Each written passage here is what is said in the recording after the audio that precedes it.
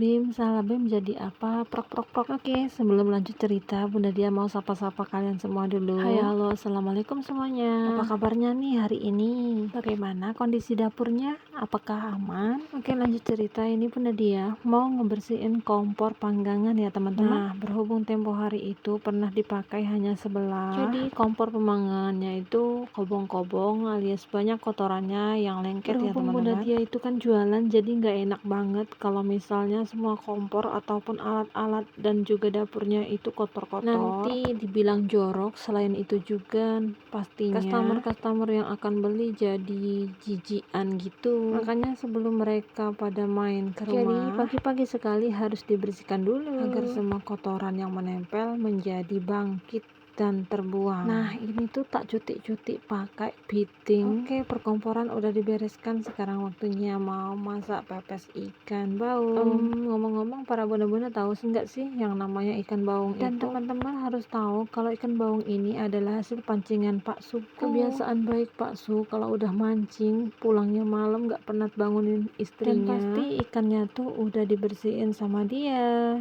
Oke, lanjut ceritanya. Ini aku sambil nyuci ya teman-teman. Kalau pepesnya tadi udah dibungkus pakai daun pisang, sekarang waktunya ngegiles-ngiles pakaian dulu.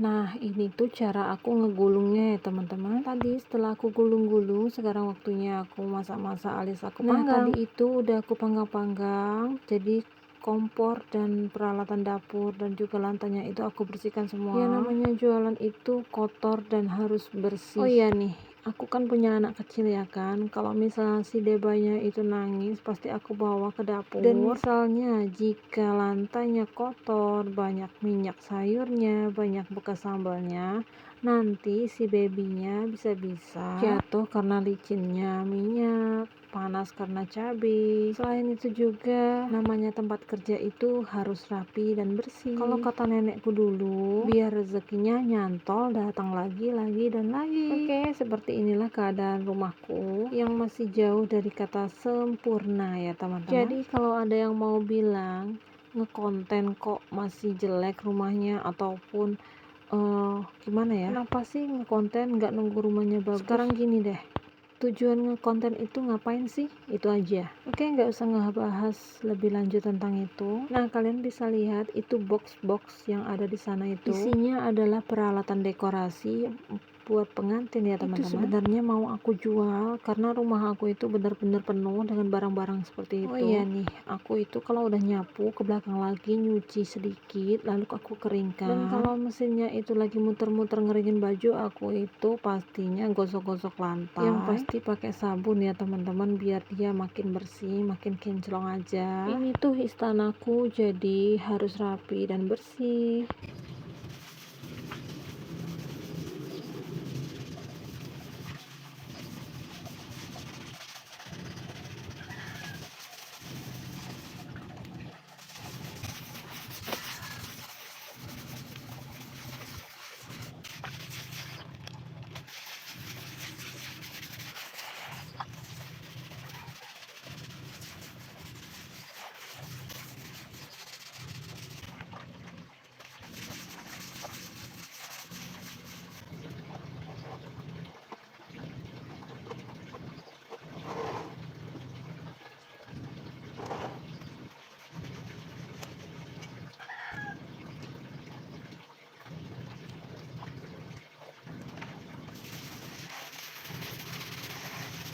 Oke, kalau udah ngebersihin lantai, waktunya itu ngebilas lantainya biar enggak sabun semua ya teman-teman.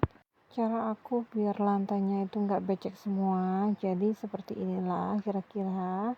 Lap yang kotor, lap yang menyerap aku gunain buat ngambilin air-air yang ada di lantainya, lalu aku peras ke dalam baskom. Aku lakukan sampai semua air yang ada di lantai itu habis ya teman-teman. Jangan lupa si baskomnya dilihatin, kalau kira-kira airnya itu udah penuh kita buang dulu, lalu kita lakukan sampai lantainya benar-benar bersih. Jadi kalau tadi udah diambil kotorannya, sekarang waktunya kita lap sampai dia bersih. Fungsinya lap itu biar kotoran air sabunnya enggak menempel, dan juga supaya lantainya itu cepat kering. Nah, kalau udah rapi seperti ini, kalau udah kinclong begini, rasanya tuh enak banget. Jadi nggak ragu-ragu buat ngajak si baby duduk di sana.